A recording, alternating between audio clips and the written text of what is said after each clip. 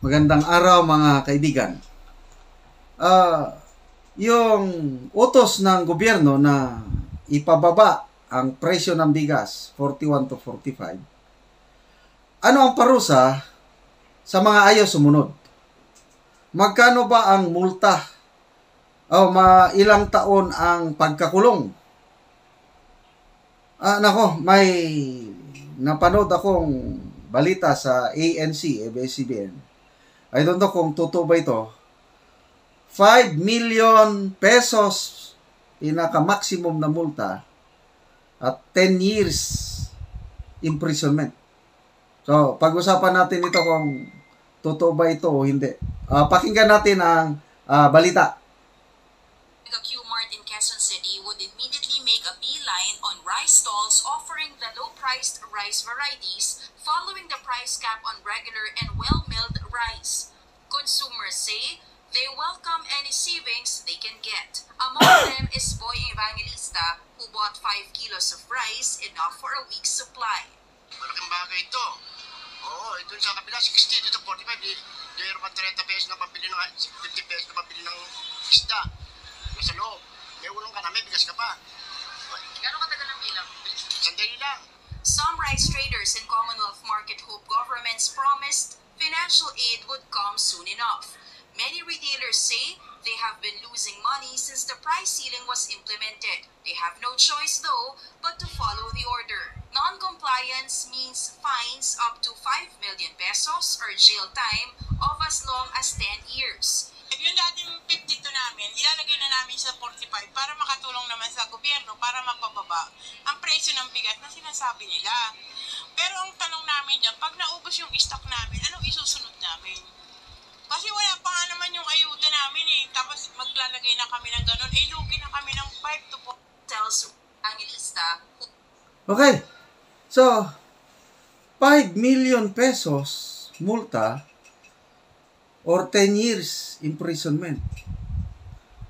Ang alam ko, sa Executive Order number 39, hindi nakalagay doon kung anong ipaparusa. Saan galing yung balita ng ABS-CBN? Fake news ba ito? Paki-comment naman. Sobra naman yun kung totoo. So yung ayuda, paparating pa? Kailan pa? Di ba may kasabihan, aanhin pa ang damo kung patay na ang kabayo. So ako, I'm not sure kung totoo ba yung 10 years imprisonment or 5 million pesos na, no. Baka ito kami sa military, mayroon kaming tinatawag na psychological warfare, psychological operations. Ng propaganda para pahinain ang loob ng kalaban. Para sa labanan, madali silang matalo. Baka naman propaganda ito ng gobyerno para takutin ang mga rice traders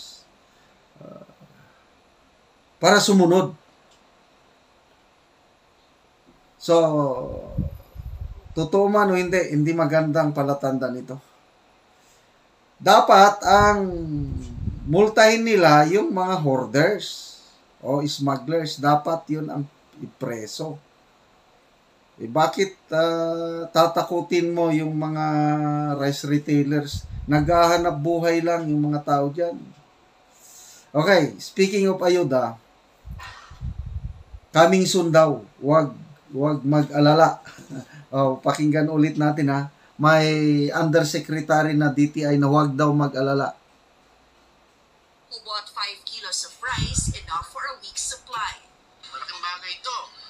Oo, doon sa kabila, 60, dito 45. Ay, nadoble na. Retailers risk defying the government's directive. They say they can't survive the revenue loss. Hindi pa kaya ma'am kasi yung pinapatupad na 41 to 45 pesos. Kasi sobrang mahal pa rin po. Kung bibigyan po ako ng mura, may bibenta ko po ng 41.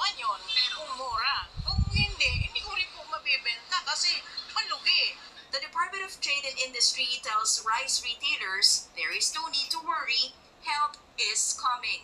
After verification, validation na nahihiti mo sila at nagtitinda silang palugi o nalugi sila sa mga nakaraang araw. Target po natin bagong matapos ang linggo, magsimula na ng distribution ng DSWD ng financial assistance. First to receive the 15,000 peso financial assistance are retailers in public markets and sellers who are registered with the local governments in Metro Manila. Also included are... Okay. So, by the end of the week daw, ano ba ngayon? Huwebes, end of the week, Sabado. So, tingnan natin. Kailang ito ang concern ko, baka gagamitin na naman ito avenue para ano ba ito? Business. Avenue na naman ito ng korupsyon. Paano tayo makasigurado na ang mabibigyan yung talagang legitimate na rice retailers? May nangyari na po sa Department of Agriculture. Under the rice tarification law, may 10 billion pesos na ayuda ng mga small farmers. I think 5,000 each ang ibibigay.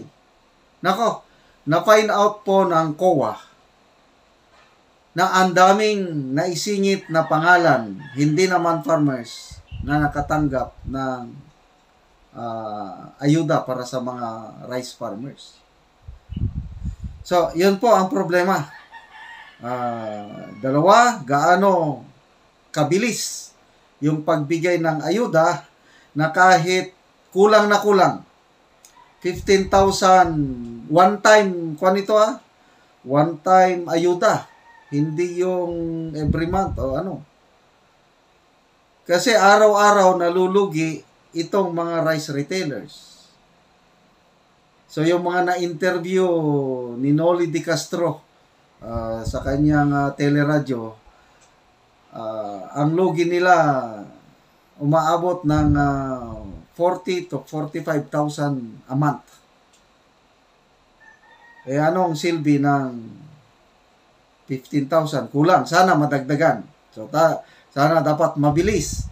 Then yung corruption. Duda ko sa ating gobyerno. Talamak talaga ang corruption sa ating gobyerno. So, opportunity na naman ito para ang mga buhaya na nandyan. Okay. May in-interview dito yung isang DTI undersecretary na nagsasabi na help is on the way. Nako. May nagsumbong sa akin itong DTI USEC na ito is Dilawan na panahon ni Pinoy. Ano siya sa customs. Grabe daw ang gawain. Kilalang-kilala ng mga retailers sa Mindanao itong DTI USEC na in charge. So, yan ang problema. Napasukan tayo ng mga korap. Yung inamin na mismo ng Pangulong Marcos na ang dahilan bakit tumataas ang presyo ng bigas ay hindi yung mga bagyo. Kasi every year tayong nababagyo. Hindi bagyo. Hindi yung kulang ng supply. Kasi mayroon pa naman tayong supply ng bigas. Kung bakit tumataas ang presyo ng bigas, kagagawa niya ng rice cartel o yung mga smugglers and hoarders na walang magawa ang gobyerno. Bakit hindi nila mahuli? Dahil connected sila sa gobyerno. Ito po yung failure ng PBBM admin.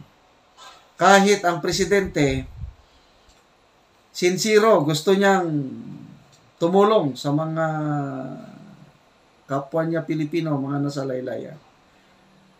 Hindi niya namalayan. Ang mga na-appoint niya, mga karamihan Dilawan na malapit sa Malacanang, malapit sa isang tao na nagdidikta na lang. Nako, yun na po. ang nagpapahirap sa atin. Kailan ba magkaroon ng lakas loob ang ating Pangulo na patalsikin yung mga nakikialam sa kanyang gobyerno? Habang nandyan yung nakikialam sa gobyerno, pagpapatuloy pa ang ating kalbaryo. So ipagdasal natin ang ating Pangulo nga sana masibakin niya na yung mga tao na sakim sa kapangyarihan at yung nakikialam sa decision making, finally sabi niya, get out of Malacanang.